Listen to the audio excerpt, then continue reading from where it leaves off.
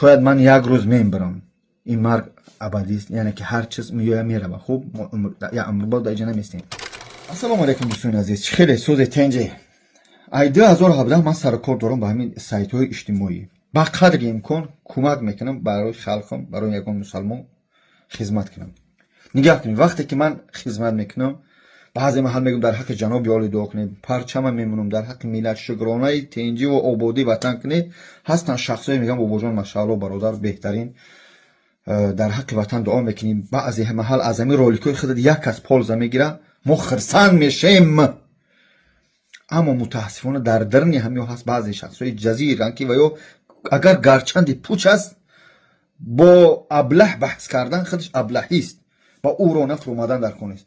وقتی میگم تنجی شکر نکنی، حتی روسیه بیقرار است، امریکا بیقرار است، دنیا بیقرار است. یک تاجیکستانی که مثل یک بهشت است، آباد است، تنج است، شکرانه آبادی وطن کنی. ات چاپلوس چی میخواهی ای مردم؟ یک کس برو بگو که مسجد رفتم من ای مسجد گردوندن نمونده نماز بخونم. یک کس بگو من حج رفتم عمره اومدم من نموندم، پدر مرای کرد اومدم من جنگ کردم کدم تا کردم. دولتی که شکرانه از درنی داخلی وطن ببینید چقدر بلاگر و مثلا شرکت های نماشو نمیگیرم از خود مستقل تو دیگر رو میبرن میارن. همین میتونه که مقامات تاجیکستان یک فرق نداره، همین لوبای اداره همین اوید به جنایت کارو مقصد حفظ چی میگن خلق زنگ بزن ای بابا جان دم تبگی زنگ تبگی در مسئله اسلام و حج و عمره و خیلی گپ نزن. همین میتونه بگیرم تلفن یا زنگ کنم. من 6 کودک دارم توغری، من 6 کودک دارم. میتونم چیکار کنم؟ تمام من بگریزم عربستان برم یا بگریزم اروپا برم یا بگریزم یک آفریقا کدام سه برم؟ نه، یگان کس پروتیف دین نیست. هممون 99% مو مسلمانیم. یگان کس زنگ نمیزنه برادر، فقط حرکت که ضرر به جامعه نرسون. ضرر به جامعه چی است؟ نارکوتیک، آدم کشی، قتل کردن، فروختن یگان چیزایی که غیر قانونی هستن، مردم به غوغا و اغوا چی میگن انداختن. ما ایت را نمیکنیم، ما فقط تنج آرام در جای دنیا نباشه آرامی میگیم. به همون خاطر وقتی که دولت مسجد شده است، مسجدو آباد است، سریم پریم، حتی بعضی ما الحمدلله هم که پروردگار داده حضرت تاجیکستان که همسایه ها ما حج رو کردیم. من مثلا اسلام کمک گفته اسلام که بفهمی شورش بعضی ما کدمت بگی حاضر خطا نکنم اگر 70-80% تاجیکستان پدر و مادرش حج رفتگیه، قسم یا 20% نمیخوام، یا ای با همسایه هاش تقا و بیوی کلوناش ورای کدگیان پیش ای جو همین چیزا بود. یک تاجیکستانی که مثل بهشت است، چه ما شکرانه نکنیم؟ چی با من نگم در حق مردم دعا نکنی؟ چی با بگم در حق وطن دعا نکنی؟ من میگم در حج میگم در حق وطن دعا کنی، در اجل میگم در حق وطن دعا کنی، در حق قشلاق تو، در حق رئیس قشلاق تو، رئیس محله تو، رئیس جماعت تو، رئیس نویت تو، در حق جناب عالی دعا کنی. ای مردم صغیره ها وقتی نمیفهمی خیلی. ای مردم میگم که شکرانه آبادی وطن کنی، شکرانه آبادی کنی به خدا. ای مردم وقتی که شکر کنی میگن نعمت افزون شوه، گر نکنی از کفت بیرون شوه. چی با ما شکرانه نمیکنیم؟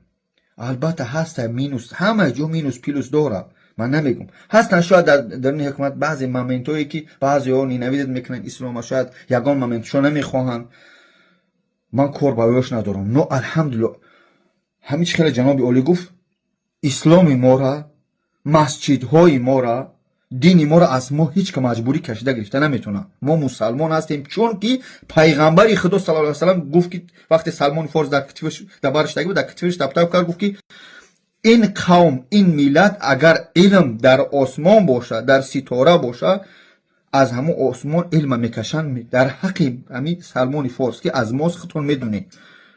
امام بخاری، ابو عبدالله رودکی، سعد شیرازی، ابو علی ابن سینا، چقدر الحمدلله بزرگا داریم. ای بعضی نمیفهمیدگیات دینی ما را هیچ که گرفته نمیتونه. من باز تکرار میکنم، همین در کار میشه مثلا میگم ای فلانی ای بلاگر زنک تبگی در فلان تیمه گام نزن، در فلان مردم دعوت به خانه خدا نکن، دعوت به مسلمانی نکن. نیست شکر الحمدلله والله بالله تالله تو حاضر نشیده نیست. چون میدونن که ما با یگان چیزی بعد ما دعوت نداریم. خونه خدا مسلمان کی رفت تاجیک خیس رفت اگر که نه به نماز است نمیگم ما گناهش که بگردم عرق خره وقتی خانه خدا رفت شور میشود.